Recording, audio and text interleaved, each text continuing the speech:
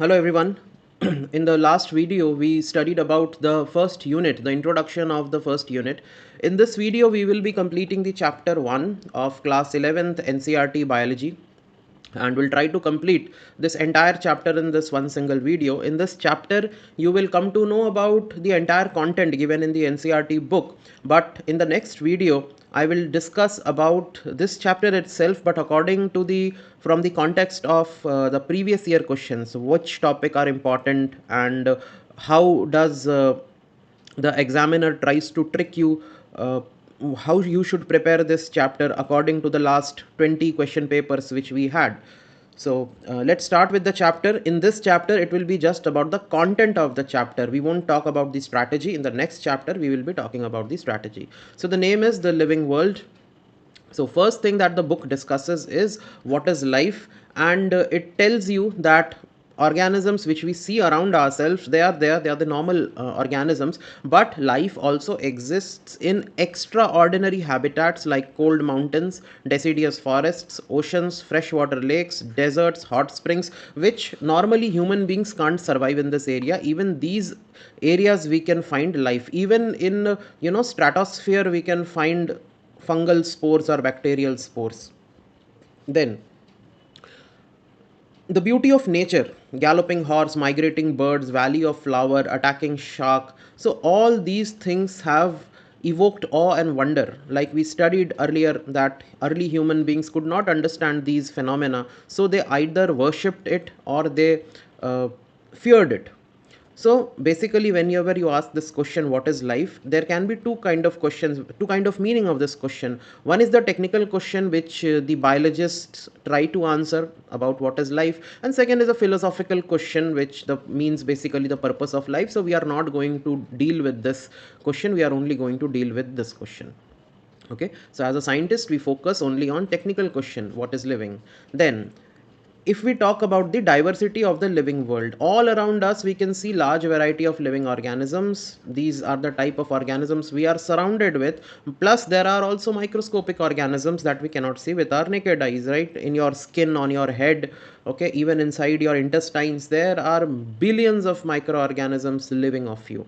So the more area we explore, the more variety of organisms we find. For example, a dense forest would have much greater number of variety of living organisms. Obviously, in a forest, every square inch is full of diverse organism compared to an urban life where the diversity of life is very less. We normally find very few species which can adapt to normal to urban life. So but in forest, most of the life form is found in evergreen forests, and the coral reefs. If you go under the sea, you'll find coral reefs. So that is like the equatorial rainforest of ocean. Anyways, we won't divert from the book. We here our purpose is just to follow the book, because questions directly come from the book. So even if I want to discuss other things or add things from my side, I will not do it. I will restrain as much as possible, because it defeats the purpose of our this video making. We will stick to strictly NCERT books, only the information given in the NCERT books, so that you can get maximum value for your time while you are preparing for this exam. So each different kind of plant, animal or organism represents a species. Okay, because species is the end classification. For example, you will read in the upcoming in further in this chapter, you will see that there are kingdoms. Then kingdoms opens up to various phylums. Okay, then every phylum will open up to various class, then various class will open up to various orders. Okay, then various orders will open up to various families will open up to various genus. Okay, and various genus will open up to various species. So species is the smallest group in this entire taxonomic hierarchy. Now, if we talk about the species, there are 1.7 to 1.8 million, 17 to 18 lakh different type of species which scientists have discovered till now, but they say that there are around 7 to 8 million. Okay, but what is discovered right now is 1.7 to 1.8 million. So this is called biodiversity, the number and type of organism present on earth. As we explore new and old areas, our organisms are continuously being discovered. So it happens on a every year you will come to know that such a new type of frog has been discovered or a new type of plant has been discovered. So it is a continuous process, it still continues. Then why do we need standard names? Now if you say mango, in English it's called mango, in Hindi it will be called in Marathi it is known as amba, I think, something like that. Then in Tamil it will be something different. So every local name is different. If you want to work as a scientist where you have to collaborate with people from different cultures and different language, you everybody starts they start calling in local name, it will be impossible to work. So you need one standard language which is used to name the organisms, and a language which does not evolve. For example, Hindi, English, which we use, these are very alive language, they constantly evolve. But we have to use a dead language which has no scope of any improvement, any addition, or any such thing. So the language which we choose to name the organisms scientifically is Latin, because it's a dead language and there is no scope of any further change or improvement or addition in that language. So living organisms are known by their local names, which vary from place to place, even within the same country. This creates great confusion when people in different region try to refer to the same organism. So of course, when they try to refer to the same organism, you won't come to know what is he exactly saying. So you need one universal language to name the organism. So there is a need to standardize the naming of living organisms so that a particular organism is known by the same name all over the world. So this standard process is known as nomenclature. Nomenclature is only possible when the organism is correctly described. Okay, when you describe and it matches the entire description, only then you can put a name to it, and we know which organisms the name belongs to. This is called identification. Okay, so first you identify that organism and then you put a name to it. So that is nomenclature. Now, what is the system that is used? Scientists have established procedures to give a scientific name to every known organism. For example, plant International Code for Botanical Nomenclature. This is what governs the naming nomenclature process of plants. And for animals, it is International Code for Zoological Nomenclature, ICZN. So scientific name ensures each organism has only one name. Description of any organism help people anywhere in the world arrive at the same name. Okay, so whenever there is a description of any organism, if you are describing an organism perfectly, so it doesn't matter where you're describing it, you will always arrive in the same name, that this is what the animal is. Okay, so it's a process of description. We'll come to know about that. Suppose you saw an organism, now you open your catalog, they will ask you two questions. Okay, two questions they will ask: whether it has fur or it does not have fur. So if you see it's a fur, it has fur, then you tick the question number 1 and you reject the question number 2. So here if you tick the question number 1, it will tell you that it's a mammal. Okay, then if suppose it does not have any fur, then you will cross question number 1 and you tick question number 2, and it will tell you go to some other statement. Okay, in that statement it will ask you two questions. So like this you will keep answering all the questions about the organism, and eventually you will come to the final conclusion that what exactly this organism is, or in the taxonomical hierarchy, where does this organism belongs to, which genera, which species, which family. Okay, when you keep answering these questions, so that is, again, we'll come to that, we'll study that in detail later on. Then the name has not been used for any other known organism. So these are some things which we have to ensure, that every organism has one name. When you describe the organism, the standardized process, if you follow, you will always arrive at the same name, and the name has not been used for any other organism. These are the things we have to ensure. Now we'll come to the most hot part of this chapter, from where questions is asked frequently: binomial nomenclature. The way, for example, your name, like my name is Sujit Datta, SUJIT DUTTA. Now suppose if I have a brother, his name will be some XYZ and Datta will be common, right? So our names are different. My father, he also has some name, and Datta is common. Okay, so this is specific for the individual, the first name, and Datta is the surname or the family name. Okay, so even we human being also mostly follow binomial nomenclature. Okay, so name identifies who we are and surname identifies which family we belong to. right? So even in animals they follow a binomial nomenclature, so they will have some name and first name and the second name. The first name will be the genera and the second name will be species. Okay, now this is known as binomial nomenclature. Now let us study it in a more scientific way. So the first name here is known as generic name or genus name, name of the genus, and the second name is the species name, also known as specific epithet. Specific epithet. Okay, remember this: generic name, specific epithet. Now this two word naming system is called binomial nomenclature. It was given by a scientist called Carolus Linnaeus. Okay, I think it was 1758 when he was a Swedish scientist, and he gave this binomial nomenclature. Okay, and it is used by biologists all over the world. Now he derived the name of mango. Okay, in this book there are many organisms you will find, but as far as I have checked, mango is the plant organism from which questions mostly come. So you must remember, later on we'll see a chart, you must remember the name of its class, family, order, phylum, everything. You have to memorize it. Okay, so let's go ahead with this. Mango name is Mangifera indica. This was given by Carolus Linnaeus himself. Okay, so Mangifera is the genus name and indica is the species name or specific epithet. Okay, now let us see the rules. The rules are that the name will be in Latin, and whenever it is written, like printed on book, when it is printed like this, it's a soft copy, or in a book it is printed, it will always be in italics. Like you can see, this front is italics, it's slightly turned, it has slightly turned towards right. Okay, so this is italics, so it has to be in Latin and it has to be written in italics. They are Latinized or derived from Latin regardless of their origin. The first word in biological name represents genus and starts with a capital letter. Always remember, the first letter, the genus will always start with a capital letter and the species will always start with a small letter.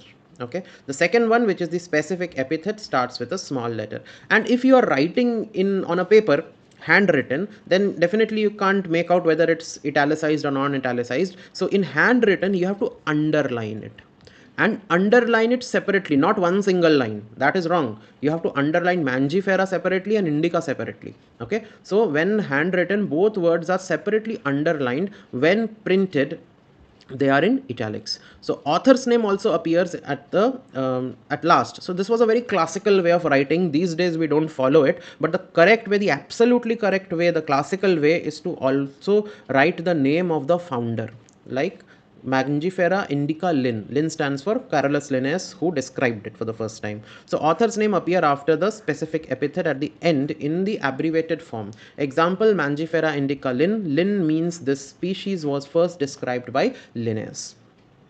Then classification. How do you classify an organism? Definitely you can't just throw an organism in one huge collection of organisms of 1.7 1.8 million species. You have to properly segregate and classify. So since it's nearly impossible to study all living organisms, we group them. This is called classification. Classification is the process by which anything is grouped into convenient categories based on easily observable characters. Now example of groups we recognize naturally. What do we see? That it's plant, or it's an animal, it's a dog, cat, insect, mammal, wheat, rice. These things we can easily identify just by looking at it. When we say mammal, we immediately think of animal with external ears and body hair. Now body hair and fur, these are very specific to mammals. Okay, so the moment you see fur in on a animal's body, it can be a cat, it can be a dog, it can be a monkey, or it has a body hair like human beings, immediately you will come to know that it's a mammal. Scientific term for these categories is taxa. So all these hierarchies which I described even earlier, the kingdom, phylum, class, order, family, genus, species, this entire category is known as taxa. Okay, singular, everything is known as taxon, but collection, the entire thing is categories. These categories are known as taxa. Taxa can represent categories at very different level. Animals, mammals, dogs are all taxa, but at different level. Okay, animals is the biggest of the taxa. Animal kingdom, all animals are there. Mammals will be smaller and dog is very specific. Okay, so they all belong to different hierarchy in the taxa. Dog is a mammal and mammal is an animal, showing different level. Okay, Now, the process of classifying organism into different taxa is known as taxonomy. When you see an organism, you identify it and you try to put it in this hierarchical system. This entire process is known as taxonomy. So, modern taxonomy, it's based on the external structure that you see, the internal structure, the cellular structure, the developmental process, and the ecological information about that organisms. So modern taxonomy, the process of naming that organism, will have these features into it. Then processes basic to taxonomy. What are the things that the four important basic process of taxonomy? Characterization, you describe the feature of the organisms, okay, the hands, the legs, the fur, the hair. Then you identify, you recognize the organism. I told you that there's a catalog book. According to that, you have to finally identify the organism. Then you have to put in this entire hierarchical system, you have to put that organism into that hierarchy. So that is known as, that process is known as classification. And finally you have to give it a name, a Latin name, binomial name. That process is known as nomenclature.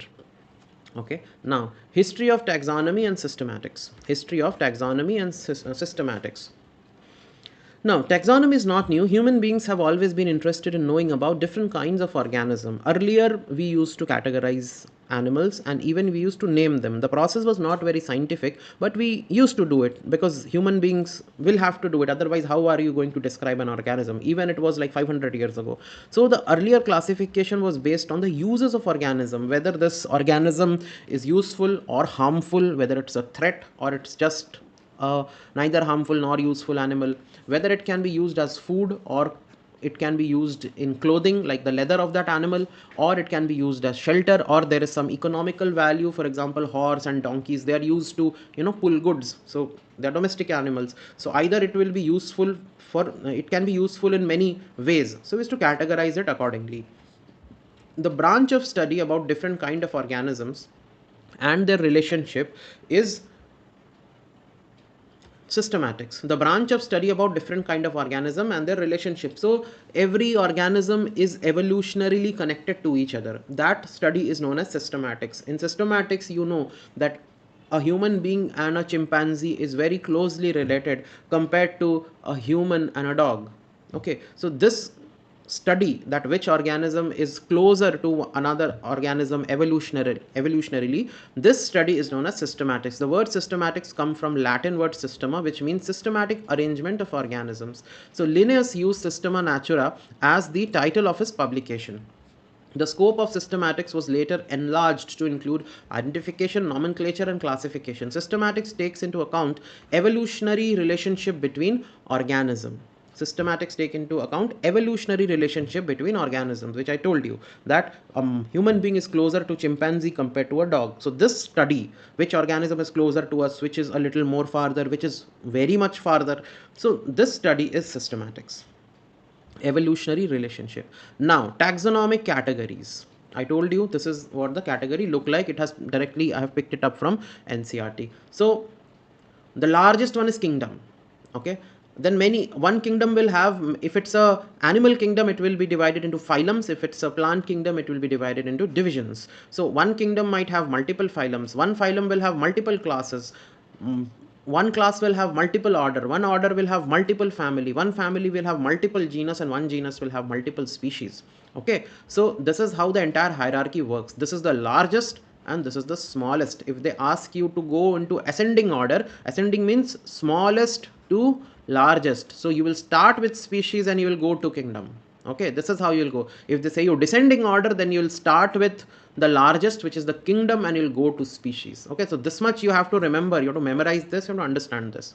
Next, classification is not a single step process. Okay, it involves hierarchy of steps. So whenever you see an organism, first you will have to place it in the kingdom, whether it belongs to plant or animal or bacteria or fungi. You have to see and you have to put it in the correct kingdom. Then you will have to put it in the correct phylum of that kingdom. Then you have to put it in the correct class. Then you have to put it in the correct order. Then you have to put it in the correct family. Then you have to put it in the correct genus, and then you have to put it in the correct species. So it's not one step process, it's a multiple step process in which you start from a kingdom and eventually reach to the species. So it involves hierarchy of steps. Each step represents a rank or category. Since each category is part of the overall taxonomic arrangement, it's called taxonomic category. Since each category is part of overall taxonomic arrangement, it's called taxonomic category. All categories together form the taxonomic hierarchy. Now all these 7 things, they form the taxonomic hierarchy. Each category is called unit of classification, represents a rank or taxon, which I told you in just now, that each one of them singularly are known as taxon and collectively they are known as taxa. Taxonomic categories are distinct biological entities, not just group based on physical appearance. So taxonomic they are not just how it physically looks, but also genetically how similar they are, or evolutionarily how closer they are. All these things matter when you decide a taxonomic category. So all known organisms have been studied and grouped under common categories: kingdom, phylum, division, class, order, family, genus, species. Okay, the lowest category species. To place an organism in various categories, we need knowledge of its characters, which means its features. So you need to observe all the features, the physical feature, the cellular feature, okay, the developmental features of that organism. You have to follow, track the organisms, its entire life, its cellular structure, everything, microscopic to macroscopic to environmental. You have to study the organism to know about its character. Only then you can put it in a particular, you can keep going, keep adding it into the particular groups and eventually reach to the species. Okay, like if it has a cell wall, then definitely it won't be an animal, right? It will be either a plant or a fungi or uh, protista.